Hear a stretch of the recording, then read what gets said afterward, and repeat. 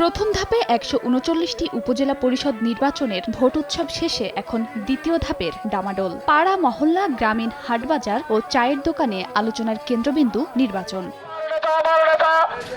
আগামী ১৯ মে পর্যন্ত গণসংযোগের সময় পাবেন প্রার্থীরা। প্রতিটি ভোটারের দরজায় কড়া নাড়ছেন তারা। এলাকার সমস্যাগুলো তুলে ধরে তা সমাধানে দিচ্ছেন নানা প্রতিশ্রুতি। তারা যে আমাকে যে সাহস সহযোগিতা দিচ্ছে এবং সাড়া দিচ্ছে, ইনশাল্লাহ আমি আগামী নির্বাচনে এই ২১ তারিখের নির্বাচনে আমি ইনশাল্লাহ বিপুল ভোটে বিজয়ী হতে পারবো। চিন্তা ভাবনা করেই হিসেব নিকেশ করছেন ভোটাররা। উন্নয়ন ও শান্তি শৃঙ্খলার বিষয়টিকেই প্রাধান্য দিয়ে জনপ্রতিনিধি নির্বাচিত করতে চান তারা।